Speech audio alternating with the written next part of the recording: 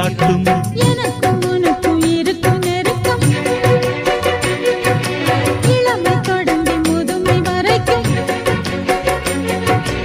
இரவும் பகலும் உறவை வளர்க்கும் இடையில் இருக்கும் தடையை தகர்க்கும்.